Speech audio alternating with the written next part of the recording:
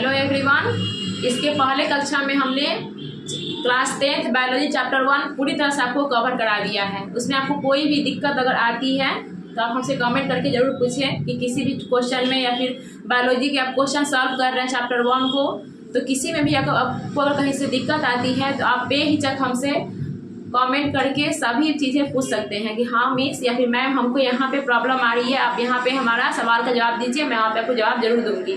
ठीक है। अब हम चैप्टर 1 तो पढ़ चुके हैं। चैप्टर 1 में हमने क्या पढ़ा? पोषण के बारे में पढ़ा। क्या पढ़ा हमने? सबसे पहले चैप्टर 1 में पढ़ा था जैव प्रक्रम कि वे सारी क्रियाएं जिनके द्वारा जीवों का मेंटेनेंस होता है, यानी कि अनुरक्षण होता है। मेंटेनेंस कहने का मतलब कि सबसे पहले बात यही होती है कि पोषण मानी न्यूट्रिशंस। आपके बॉडी का मेंटेनेंस के लिए क्या क्या जरूरी होता है? अनुरक्षण का मतलब यही होता है ना। मेंटेनेंस का ही हिंदी क्या होता है? आपका अनुरक्षण होता है, यानी कि आपके बॉडी के मेंटेनेंस के लिए क्या क्या जरूरी है। सबसे पहला बात हमने बताया था वहाँ पे कि पोषण क्या जरूरी है बाबू? पोषण तो आपके बॉडी के मेंटेनेंस के लिए क्या जरूरी है बाबू? आपका पोषण यानी कि न्यूट्रिशंस। उसके बाद हमने आपको बताया पोषण तो कर लेंगे, हम भोजन का पाचन भी कर लेंगे। पाचन करने के बाद आपको क्या चाहिए? श्वसन करना होगा। क्या करना जरूरी था बाबू? हमने अपने बॉडी के मेंटेनेंस के लिए पहला काम किए, पोषण हमारी बॉडी में जरूरी है कि पोषण होना चाहिए। दूसरा हमें क्या बताया था हमने आपको वहाँ पे कि श्वसन होना जरूरी है। अब श्वसन के बाद हम आपको बताएंगे कि परिवहन यानी कि वहन होना जरूरी है। और वहन के बाद क्या होना जरूरी है? आपके बॉडी से जो भी अपशिष्ट पदार्थ बने हुए हैं उस अपशिष्ट पदार्थ का आपके बॉडी में पसीना के माध्यम से या फिर बाल में जो सीबम होता है, सीबम यानी कि रूसी जो पड़ जाता है उसके माध्यम से, आंसू के माध्यम से, आपके मतलब बहुत सारे पदार्थ के जो होते हैं आपके उत्सर्जी पदार्थ जो होते हैं आपके शरीर से क्या होते हैं? बाहर निकलते हैं। तो किसमें पढ़ेंगे हम? उत्सर्जन में पढ़ेंगे। ठीक है ना। तो ये सारी बातें मैं आपको सबसे पहले इन सब में सबसे मेन आपको बात बताया जैव प्रक्रम में, यानी कि मनुष्य को अपना मेंटेनेंस करने के लिए यानी बॉडी का मेंटेनेंस करने के लिए सबसे पहला बात हमने क्या बताया था कि पोषण करेगा। वो क्या करेगा? पोषण। अब पोषण क्या करेगा? किसी न किसी खाद्य पदार्थ से पोषण को प्राप्त करेगा। अब सिर्फ वो पोषण प्राप्त सिर्फ थोड़ा ना करता था, वहाँ पे पोषण को प्राप्त किया, प्राप्त करने के बाद उसको खाया पिया, मतलब उसका उपयोग किया। उपयोग करने के बाद क्या किया? उसको पचाया। अब देखिए आपका भोजन पूरी तरह से पच गया, कहाँ जाकर के? छोटी आंत में। छोटी आंत में पच गया और बड़ी आंत में क्या हुआ? जल का अवशोषण हो गया। ठीक है। लेकिन आपका भोजन जब छोटी आंत में पचा था बाबू, तो याद करो बाबू वहाँ पे कि छोटी आंत के अंतिम भाग क्या होता है? इलियम होता है। इलियम में छोटी छोटी अंगुली की समान संरचना होती है जिसे हम क्या कहते हैं बाबू? विलाई कहते हैं। उस विलाई ने क्या किया था? आपके पचे हुए भोजन का अवशोषण किया था। क्या किया था बाबू? उस विलाई ने पचे हुए भोज्य पदार्थ का अवशोषण किया था और अवशोषण करके क्या किया बाबू? आपको अवशोषण किया और करके उसको यकृत में जाकर के रख दिया, स्टोर कर दिया। आपके भोजन से जो भी ग्लूकोज के फॉर्म में जो है आपको चूसा था यानी कि अवशोषण किया था, उसको कहाँ पे आकर स्टोर करके रख दिया? यकृत में। तो क्वेश्चन पूछता है कि आपके जो यकृत क्या करता है? आपके भोजन को स्टोर करके यानी कि आपके भोजन को नहीं करता है, आपके पचे हुए भोज्य पदार्थ जो ग्लूकोज के फॉर्म में आपके बॉडी में बने हुए हैं उस ग्लूकोज को स्टोर कौन करता है? आपका यकृत। किस रूप में? ग्लाइकोजन के रूप में। आपका जो यकृत होता है ना ग्लूकोज को ग्लाइकोजन के रूप में स्टोर करके रखता है, लेकिन सिर्फ वो स्टोर करके रखता है, उससे वो किसी प्रकार का एनर्जी नहीं बनाता है, कोई ऊर्जा नहीं बनाता है। तब देखिए आप खाना खाएं, खाना खाने के बाद उसका मतलब भोज्य पदार्थ कैसे लिए? भोज्य पदार्थ मान चलिए कि आपको कुछ भी लिए, दाल रोटी चावल मांस मछली कुछ भी लिए, लेने के बाद आपने उसको खाया यानी कि उसका उपयोग किया। उपयोग करने के बाद उसका पाचन भी आपने कर दिया, डाइजेशन भी आपका समाप्त हो गया। अब डाइजेशन करने के बाद आपका जो बॉडी है, आपका जो छोटी आंत जो था उसमें जो इलियम था उसने अवशोषण किया। इलियम में जो विलाई था उस विलाई ने क्या किया? आपके भोज्य पदार्थ को अवशोषित किया ग्लूकोज के फॉर्म में और उस ग्लूकोज को क्या किया? आपका यकृत के पास जा करके स्टोर कर दिया। किस रूप में? ग्लाइकोजन के रूप में। अब तब भोजन आपका स्टोर हो गया, आपका जो भी आपकी बॉडी में जो पदार्थ बने थे सब क्या हो गया करके? स्टोर हो गए। लेकिन यकृत क्या उससे ऊर्जा प्राप्त हो जाएगी आपकी बॉडी को? नहीं प्राप्त होगी। तो आपको ऊर्जा प्राप्त करने के लिए इससे आपके बॉडी में भोजन का पाचन तो हो गया, यकृत में स्टोर भी हो गया, लेकिन उससे आपको ऊर्जा तो नहीं मिला ना। आपको कुछ ऊर्जा मिला? पचा और स्टोर हो गया, तो कोई ऊर्जा मिला? आपको नहीं मिला। यानी कि आपको ऊर्जा प्राप्त करने के लिए जरूरी क्या है बाबू? आपको श्वसन करना। अब देखिए श्वसन का मतलब बाबू सिर्फ ये नहीं होता, रिस्पिरेशन होता है। यानी कि श्वसन कहने का मतलब बाबू बच्चे के मन में क्या होती है कि श्वसन कर रहे हैं यानी कि सांस ले रहे हैं सांस छोड़ रहे हैं। श्वसन का मतलब सिर्फ ये नहीं होता बाबू, हमारे बॉडी में श्वसन यानी सांस लेने और सांस छोड़ने का मेन वजह क्या होता है? ऊर्जा बनाना। क्या बनाना बाबू? ऊर्जा बनाना। अब देखिए आपके बॉडी में जो ग्लूकोज है, ग्लूकोज के पास क्या है, आपका जो भोज्य पदार्थ है वो ग्लूकोज यानी ग्लाइकोजन के रूप में संचित है, स्टोर है। अब स्टोर है, अब वहाँ पे क्या होगा, अब वहाँ से जो कोशिकाएं होंगी, कोशिका क्या करेगी, कोशिका में आपको याद होगा, आपको बताए थे हम जब आपको क्लास 9 में पढ़ा रहे थे माइटोकॉन्ड्रिया। माइटोकॉन्ड्रिया का काम क्या होता है, मतलब यह ऊर्जा का निर्माण करती है। माइटोकॉन्ड्रिया क्या कहते हैं, इसे पावर हाउस, ऊर्जा का पावर हाउस कहते हैं, कोशिका का पावर हाउस कहते हैं, यानी कि पावर हाउस यानी कि ऊर्जा बनाती है। जबकि माइटोकॉन्ड्रिया है ना, यह बनाती है, आपको ऊर्जा बनाती है। तो यकृत से आपके और पूरे पार्ट्स ऑफ बॉडी में जितने भी आपके बॉडी के जितने भी अंग, जितने भी ऑर्गन, जितने भी जगह है, सभी जगह क्या है, आपके माइटोकॉन्ड्रिया सभी जगह फैले हुए हैं, ठीक है ना। तो माइटोकॉन्ड्रिया क्या कहता है यकृत से कि ऊर्जा हम बनाएंगे। लेकिन माइटोकॉन्ड्रिया की एक शर्त है, यकृत क्या करता है, ठीक है ऊर्जा बनाओ। माइटोकॉन्ड्रिया से कहता है यकृत की ठीक है आप ऊर्जा बनाइए। तो यकृत क्या करता है, ब्लड के माध्यम से, अब आपके बॉडी में चारों बगल पूरी तरह से माइटोकॉन्ड्रिया एक जाल की तरफ पूरी ऑल पार्ट्स ऑफ बॉडी में कोशिका फैले हुए हैं, ठीक है। तो माइटोकॉन्ड्रिया कहता है कि भोज्य पदार्थ पच गया, आप में संचित हो गया, अब ऊर्जा कौन बनाएगा, माइटोकॉन्ड्रिया कहता है कि हम बनाएंगे। लेकिन माइटोकॉन्ड्रिया के पास एक प्रॉब्लम है कि माइटोकॉन्ड्रिया बिना ऑक्सीजन की ऊर्जा बनेबे नहीं करेगा, यानी कि ग्लूकोज को बिना ऑक्सीजन के उपस्थिति में तोड़ ही नहीं सकता है। यानी कि माइटोकॉन्ड्रिया को ऊर्जा बनाने के लिए जरूरी क्या है बाबू, ग्लूकोज चाहिए। अगर माइटोकॉन्ड्रिया को ऊर्जा बनाने के लिए ग्लूकोज तो मिल गया, उसे यकृत से ग्लूकोज ले लिया, अब खाना ले लिया, उसको चाहिए क्या, उसका मेन मुद्दा क्या है, क्या शर्तें हैं कि हम ऊर्जा एक ही शर्त पे बना सकते हैं, यदि आप हमें ऑक्सीजन दोगे, ठीक है, ऑक्सीजन दोगे। तो क्या होता है, अब हम क्या करते हैं, माइटोकॉन्ड्रिया को देते हैं ऑक्सीजन। क्या करते हैं, पहले ऑक्सीजन को हम हवा में मौजूद ऑक्सीजन होते हैं, आपके जो हवा होते हैं नाक में, आपके नसा छिद्र के द्वारा नसा कपाट से होते हुए फायरिंग्स लाइडिंग्स से होते हुए कहा जाता है फेफड़ा में। ये फेफड़ा कुछ नहीं करता है, सिर्फ ऑक्सीजन को, ऑक्सीजन लेता है, कार्बन डाइऑक्साइड छोड़ता है, ऑक्सीजन लेता है, कार्बन डाइऑक्साइड छोड़ता है। फेफड़ा बिल्कुल खाली जगह है, बिल्कुल वहाँ पे सिर्फ फेफड़ा है, बाकी सब कोई काम है नहीं। क्या करता है, सिर्फ ऑक्सीजन को लेता है, ऑक्सीजन और कार्बन डाइऑक्साइड का छोड़ता है। अब जब आपका ऑक्सीजन फेफड़ा में आ गया, आपका जब ऑक्सीजन नाक के द्वारा फेफड़ा में, आपके नाक और मुंह के द्वारा ऑक्सीजन यदि आपके फेफड़ा में आया, अब माइटोकॉन्ड्रिया कहता है कि हमको तुम ऑक्सीजन दो। तो ये फेफड़ा क्या जाएगा, आपकी हर माइटोकॉन्ड्रिया के पास क्या फेफड़ा को निकल कर जाएगा कि हाँ ऑक्सीजन लो, ऑक्सीजन लो, ऑक्सीजन लो, ऑक्सीजन लो, ऐसा नहीं होता है। अब माइटोकॉन्ड्रिया क्या आपके बॉडी फेफड़ा के पास आया कि ऑक्सीजन दो, ऑक्सीजन दो, ऑक्सीजन दो, ऐसा नहीं होता है बाबू। क्या होता है ना कि जो फेफड़ा होता है ना, वो फेफड़ा वहीं के अपने जगह पे रहेगा और माइटोकॉन्ड्रिया आपके पूरे पार्ट्स ऑफ बॉडी में क्या रहेंगे, स्थिर रहेंगे। और माइटोकॉन्ड्रिया के पास जो आपका ग्लूकोज था, जो यकृत में संचित था, उसको ग्लूकोज माइटोकॉन्ड्रिया के पास कौन पहुंचाया है, ब्लड आपका क्या किया है, ब्लड ने पूरे माइटोकॉन्ड्रिया के पास क्या पहुंचा दिया है, ग्लूकोज तो पहुंचा दिया है, लेकिन उसे क्या चाहिए, ऑक्सीजन। आपके बॉडी में फेफड़ा में ऑक्सीजन आ चुका है, अब माइटोकॉन्ड्रिया कहता है कि हमको ऑक्सीजन दो, तभी तो हम ऊर्जा बनाएंगे ना, आप हमको ऑक्सीजन दीजिए तभी हम ऊर्जा बनाएंगे। तो उस कंडीशन में क्या करता है, फिर ब्लड जाता है किसके पास, फेफड़ा के पास, और फिर वहां से ऑक्सीजन को लेता है, ब्लड में लेकर के आता है और चारों बगल के माइटोकॉन्ड्रिया को ऑक्सीजन देता है। इस प्रकार इस कंडीशन में आपको क्या होता है, माइटोकॉन्ड्रिया जो होती है उसमें जो ग्लूकोज होती है, ऑक्सीजन की उपस्थिति में, जैसे माइटोकॉन्ड्रिया को ऑक्सीजन मिलेगा बाबू, तो जो माइटोकॉन्ड्रिया में जो ग्लूकोज होती है वो ऑक्सीजन की उपस्थिति में ग्लूकोज को तोड़ देता है। क्या करता है, ग्लूकोज को तोड़ देता है। उसके साथ साथ कुछ एंजाइम भी होते हैं, पाचन श्वसन में कुछ एंजाइम भी क्रिया करते हैं, आगे बताएं कौन कौन से एंजाइम होते हैं, ठीक है। तो आपको जो ग्लूकोज होता है, जो माइटोकॉन्ड्रिया में जो ग्लूकोज आए हुए हैं ब्लड के माध्यम से, और फिर ब्लड के माध्यम से ही क्या आया है, आपका ऑक्सीजन भी आया है। जब ग्लूकोज जो है ऑक्सीजन की उपस्थिति में क्या करेगा, टूट जाएगा। जब ऑक्सीजन की उपस्थिति में ग्लूकोज टूटेगा तो वह क्या क्या निर्माण करेगा, सह उत्पाद के रूप में क्या क्या आपको मतलब बनाएगा, कार्बन डाइऑक्साइड, जल और ऊर्जा बनाएगा। जैसे ही ग्लूकोज को ऑक्सीजन मिलेगा, जैसे ही आपको माइटोकॉन्ड्रिया को पहले से ग्लूकोज था, यकृत ने दिया था उसको, ब्लड के माध्यम से उसके पास आया था, जैसे उसके पास ऑक्सीजन मिला क्या करेगा, माइटोकॉन्ड्रिया में जो ग्लूकोज है वह टूट करके किसका निर्माण कर देगा, सह उत्पाद के रूप में क्या बना देगा, आपका कार्बन डाइऑक्साइड, जल और ऊर्जा बना देगा, ऊर्जा बना देगा। अब आपकी बॉडी में ऊर्जा बन गया, अब ऊर्जा क्या होगा, चारों बगल परिवहन हो जाएगा, फिर ब्लड के माध्यम से आपकी ऊर्जा का बॉडी में क्या हो जाएगा, परिवहन होगा। तो इस प्रकार आपने क्या देखा कि आपके बॉडी में श्वसन क्यों जरूरी है। आपके बॉडी में अगर सामान्य तरीके से देखा जाए तो बॉडी में सिर्फ सांस लेना, सांस छोड़ना मेन मुद्दा नहीं होता है। बॉडी में मेन मुद्दा आपके लिए होता है कि श्वसन का मेन मुद्दा होता है कि आपकी बॉडी में ऊर्जा चाहिए।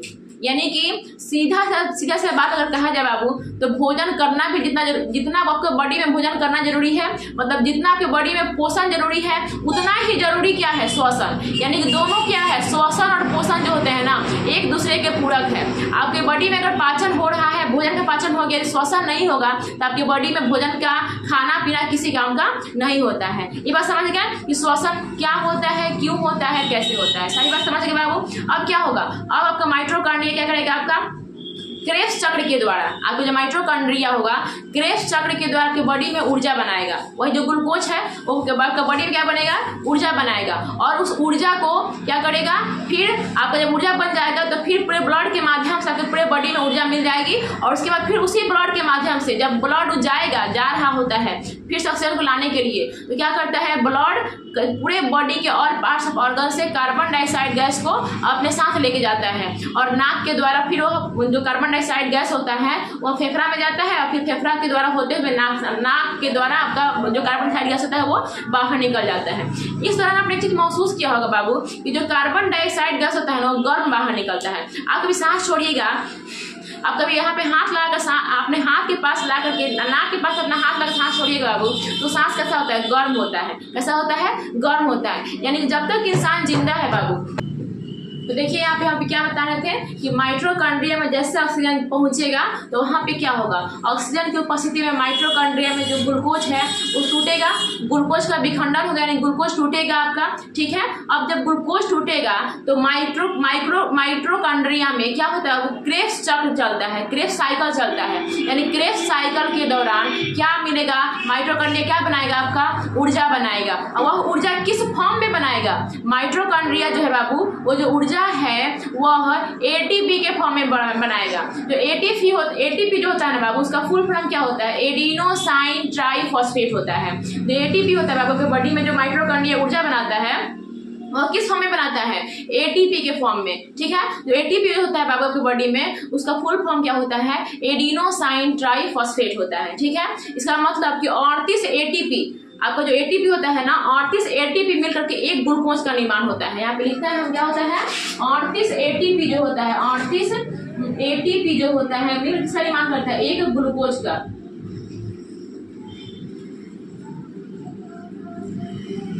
38 एटीपी मिलकर किसका निर्माण करता है, एक ग्लूकोज का। इस प्रकार आप देख रहे हो बाबू कि क्या माइटोकॉन्ड्रिया ने क्या किया, आपके बॉडी में ऊर्जा का निर्माण कर दिया और उसके फलस्वरूप ऊर्जा का निर्माण कर दिया और उसके फलस्वरूप कार्बन डाइऑक्साइड गैस को क्या किया, पुनः फिर ब्लड के माध्यम से होते हुए फेफड़ा तक ले जा करके फेफड़ा से नाक के द्वारा क्या कर दिया, कार्बन डाइऑक्साइड गैस को बाहर निकाल दिया। इस दौरान आपने देखा बाबू, क्या देखा कि आपके बॉडी से जो कार्बन डाइऑक्साइड गैस जो बाहर निकल रहे हैं वो गर्म हो रहे हैं। इसका मतलब बाबू कि जब तक इंसान जिंदा है, जब तक इंसान जीवित है तब तक इंसान का बॉडी में क्या होता है, ब्लड का सर्कुलेशन होते रह रहा है। यानी कि ऑक्सीजन आ रहे हैं, कार्बन डाइऑक्साइड गैस निकल रहा है, ऑक्सीजन आ रहे हैं, कार्बन डाइऑक्साइड गैस ऑक्सीजन आ रहे हैं, CO2 जा रहे हैं, O2 आ रहे हैं, CO2 जा रहे हैं। इस तरह आपका बॉडी में घर्षण के कारण क्या होती है, CO2 और O2 के आने जाने की वजह से जो घर्षण हो रही है इस पर क्या होगा, बॉडी में गर्माहट रह रही है। यानी बॉडी में गर्म है, पूरी तरह से एक तापमान क्रिएट किए हुए आपकी बॉडी,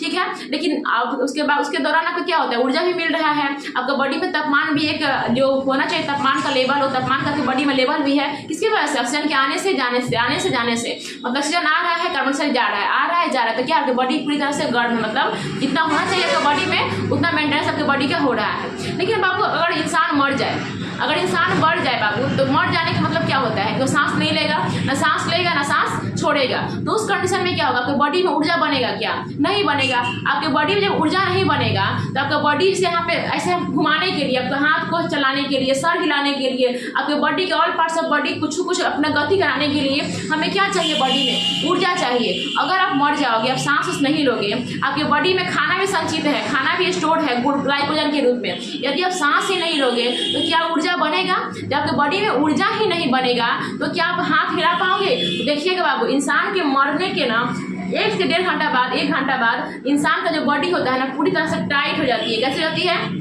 बिल्कुल टाइट जाती है, जैसे मुड़ा रहेगा ना वैसा ही मुड़ा रहेगा, बिल्कुल सीधा, ना सीधा होगा और ना टेढ़ा होगा, कुछ नहीं हो सकता है। इसी वजह से जब इंसान मरता है ना तो जल्दी लोग क्या करता है, इसका हाथ पैर बिल्कुल सीधा कर देता है। नहीं तो क्या होगा, बाद में थोड़ा देर के बाद, जब इंसान के मरने के थोड़ा देर बाद क्या होता है, हाथ पैर बिल्कुल टाइट हो जाता है। क्यों टाइट हो जाता है? क्योंकि उसके बॉडी में ऊर्जा बह ही नहीं रही है, ऑक्सीजन अंदर जा रही है ना बाहर आ रही है। इसी दौरान आप एक चीज़ और गौर कीजिएगा, जब इंसान मरता है ना बाबू तो उसका बॉडी एकदम बिल्कुल ठंडी पड़ जाती है, बॉडी एकदम बिल्कुल ठंडा पड़ जाता है। ठंडा क्यों पड़ जाता है? ठंडा इसीलिए पड़ जाता है बाबू क्योंकि उसके बॉडी में आपका क्या हो रहा है, ना ऑक्सीजन अंदर आ रहा है, ना कार्बन डाइऑक्साइड गैस ऊष्मा के रूप में बाहर जा रहा है। समझ गए? तो ये सारी बातें आप समझ गए, श्वसन के दौरान ही होता है। यानी कि श्वसन आपके बॉडी में, जितना आपके बॉडी में खाना जरूरी है उतना ही श्वसन करना जरूरी है। श्वसन सिर्फ जीने के लिए नहीं जरूरी है, श्वसन जरूरी इस बात के लिए है कि आपकी बॉडी में अगर श्वसन नहीं होगा तो ऊर्जा आपको नहीं मिलेगी, आपकी बॉडी में ऊर्जा नहीं मिलेगा। तो श्वसन समझ रहे हो ना कितना जरूरी है, यानी कि रिस्पिरेशन इतना आपकी बॉडी के लिए जरूरी है, इतना अहम मुद्दा है कि उसके बिना आप क्या हो जाओगे, मर जाओगे। ठीक है, तो श्वसन का मेन मुद्दा क्या है, आपके बॉडी में ऊर्जा, भोज्य पदार्थ जो प्राप्त हुआ है, जो यकृत ने भोज्य पदार्थ को अपने अंदर संचित करके रखा हुआ है, क्या किया, छोटी आंत से जो उसका इलियम था, इलियम में जो विलाई था, विलाई ने भोज्य पदार्थ को चूस कर किसको दे दिया, किसको दे दिया आपको, यकृत को। यकृत से ब्लड क्या किया, यकृत से ब्लड ने उसमें जो भोजन था, भोज्य पदार्थ था, यकृत से ब्लड ने ग्लूकोज को चूस करके मतलब ले करके पूरे माइटोकॉन्ड्रिया को दे दिया। लेकिन माइटोकॉन्ड्रिया के शर्त है कि हमको ऑक्सीजन चाहिए, तो आपके नाक के द्वारा आपके बॉडी में हवा है फेफड़ा से होते हुए, फिर फेफड़ा ने पूरे ब्लड को चारों बगल आपका ऑक्सीजन दे दिया। ऑक्सीजन क्या किया, पुनः ऑक्सीजन को माइटोकॉन्ड्रिया को दे दिया। माइटोकॉन्ड्रिया ने ग्लूकोज को ऑक्सीजन की उपस्थिति में तोड़ दिया। तोड़ने के दौरान आपका सह उत्पाद के रूप में कार्बन डाइऑक्साइड और जल बना। ठीक है, अब जल आपकी बॉडी में बना, साथ क्या बना आपकी बॉडी में, ऊर्जा बना। किस फॉर्म में माइटोकॉन्ड्रिया ने ऊर्जा बनाया, एटीपी के फॉर्म में। एटीपी का फुल फॉर्म क्या बताया हमने, एडिनोसाइन ट्राइफॉस्फेट। क्या बताया बाबू आपको, एडिनोसाइन ट्राइफॉस्फेट बताया। और वही 38 एटीपी बराबर क्या होता है बाबू, एक ग्लूकोज होता है। कितना होता है याद रखेगा, क्वेश्चन पूछ देता है कि 38 एटीपी बराबर क्या होता है, एक ग्लूकोज होता है। तो ये पूरी प्रक्रिया उस दौरान जब आपका बॉडी में ऊर्जा बन गया तो क्या हुआ, आपके वही माध्यम से, उस माध्यम के दौरान आपके बॉडी में CO2 का निष्कासन हुआ। यानी कि पुनः फिर जब ब्लड चारों पूरे ऑल पार्ट्स ऑफ बॉडी से क्या करेगा, ब्लड फिर कार्बन डाइऑक्साइड ऑक्सीजन को देगा, आपके बॉडी में ऑक्सीजन को देगा और चारों बगल से कार्बन डाइऑक्साइड गैस को कलेक्ट करेगा और कलेक्ट करके बाबू पुनः फेफड़ा तक लेके जाएगा और फेफड़ा क्या करेगा, कार्बन डाइऑक्साइड गैस को उसे बाहर छोड़ देगा। तो ये पूरी प्रक्रिया क्या कहलाई, आपका श्वसन कहलाई। क्या कहलाई बाबू, श्वसन कहलाई। तो ये जितनी बातें मैंने आपको बताई वो सारी बात मैंने बोर्ड पे लिखा है। चलिए देखते हैं कि हमने बोर्ड पे क्या क्या लिखा है बाबू। ठीक है, पहले देखते हैं क्या लिखा है पहला बाबू कि श्वसन हमको पढ़ रहे हैं चैप्टर 2 क्लास 10th का चैप्टर 2 हम पढ़ रहे हैं। श्वसन एक ऐसी क्रिया है जिसमें ऑक्सीजन ग्रहण किया जाता है, जिसके फलस्वरूप यह ऑक्सीजन ग्लूकोज को भी क्वेश्चन पूछता है एग्जाम बाबू, ग्लूकोज को क्या बोलते हैं, तो ग्लूकोज को हम कोशिकीय ईंधन बोलते हैं। कोशिका का ईंधन क्या होता है, ग्लूकोज होता है, तो ग्लूकोज को हम कोशिकीय ईंधन बोलते हैं। ये पॉइंट याद रखिएगा, यहाँ हमने लिख दिया है। यह ऑक्सीजन ग्लूकोज यानी कोशिकीय ईंधन को तोड़ देता है। ऑक्सीजन क्या करता है, जो ऑक्सीजन होता है, ऑक्सीजन जो होता है यह ग्लूकोज को तोड़ देता है और CO2 H2O तथा ऊर्जा यानी ऊष्मा निकालती है। ये पॉइंट याद रखिएगा, काफी इंपॉर्टेंट है। श्वसन का परिभाषा यही लिखिए, कहीं भी आएगा तो। उसके बाद बाबू आपके एग्जाम में श्वसन के बारे में 2-4-6 नंबर का क्वेश्चन पूछ दिया, ये समीकरण जरूर दीजिएगा। इस समीकरण से क्या फायदा होगा, समीकरण आपके लिए काफी इंपॉर्टेंट है। जितनी बातें हमने बताई ना ये सारा समीकरण में था। क्या किया, आपके यकृत से ब्लड ने माइटोकॉन्ड्रिया क्या दिया, ग्लूकोज दिया। क्या दिया वो, ग्लूकोज दिया। ग्लूकोज किस फॉर्म में था आपका, कार्बोहाइड्रेट के फॉर्म में, C6H12O6 के फॉर्म में था। उसके फलस्वरूप आपने माइटोकॉन्ड्रिया क्या मांगा था, माइटोकॉन्ड्रिया मांगा था ऑक्सीजन, तो आपने ग्लूकोज के साथ क्या दिया, माइटोकॉन्ड्रिया को ऑक्सीजन दिया। ऑक्सीजन के साथ कुछ एंजाइम मिले और एंजाइम के मिलने के पश्चात आपकी बॉडी में क्या निर्माण हुआ, क्या सह उत्पाद के रूप में क्या बना, कार्बन डाइऑक्साइड बना, जल बना और साथ ही साथ सबसे अहम मुद्दा बना ऊर्जा। किस फॉर्म में, ATP के फॉर्म में आपकी बॉडी में क्या बना बाबू, ऊर्जा बना। तो ये समीकरण जरूर चिपकाइएगा। आपके एग्जाम में जहां पे भी कभी श्वसन की बातें कहीं कह दिया क्वेश्चन कि श्वसन क्या होता है, परिभाषित करें या पूरी तरह से डिस्क्राइब करें इसको, तो आप आप तो इसका ये तो लिखेगा ही लिखेगा, जो आपका डिस्क्राइब करना है, जो डिफिनेशन तो लिखेगा ही लिखेगा, साथ ही साथ बाबू ये समीकरण जरूर लिखिएगा। और इस समीकरण को मैंने बहुत तोड़ तोड़ के समझा दिया समीकरण क्या होता है, कैसे होता है, ठीक है। अब अगला पॉइंट देखिए, श्वसन की क्रिया ऑक्सीकरण की क्रिया है। ये है बाबू, क्योंकि श्वसन जो होती है बाबू किसकी उपस्थिति में होती है, ऑक्सीजन की तो उपस्थिति में हुई है ना श्वसन। अगर आपके बॉडी में माइटोकॉन्ड्रिया के जब ऑक्सीजन नहीं देते तो क्या माइटोकॉन्ड्रिया आपके बॉडी में ऊर्जा का निर्माण कर पाता, नहीं कर पाता। श्वसन की क्रिया ऑक्सीकरण की क्रिया है। हमने बताया क्यों ना ऑक्सीकरण की क्रिया, क्योंकि श्वसन तो ऑक्सीजन की उपस्थिति में तो संभव हो रही है। यदि आपके बॉडी में ऑक्सीजन नहीं होता तो क्या माइटोकॉन्ड्रिया ऊर्जा बना पाता, क्या नहीं बना पाता। तो वही बात हमने यहाँ पे लिखा है कि श्वसन की क्रिया ऑक्सीकरण की क्रिया है, यानी ऑक्सीडेशन की क्रिया है। इसके फलस्वरूप उष्मा निकलती है। पता है बाबू कि यदि आपके बॉडी में श्वसन नहीं होगा तो आपका बॉडी ठंडा पड़ जाएगा। यानी जब इंसान मर जाता है तो उसके बॉडी को टच करके देखना बाबू, उसका बॉडी बिल्कुल ठंडा पड़ जाता है। वजह क्या होता है, उसके बॉडी ठंडा पड़ने की वजह क्या होता है, वो इंसान ना सांस ले रहा है ना सांस छोड़ रहा है। तो आपके बॉडी में सांस लेने से और सांस छोड़ने से घर्षण होता है, और उस घर्षण की वजह से क्या होता है, आपके बॉडी का जो तापमान होता है मेंटेन रहता है, यानी कि बॉडी आपका पूरी तरह से गर्म रहता है, ठीक है। और सांस लीजिएगा सांस छोड़िएगा नहीं तो क्या होगा, आपका बॉडी ठंडा पड़ जाएगा। वही बात हमने यहाँ पे लिखा है कि श्वसन की क्रिया ऑक्सीकरण की क्रिया है।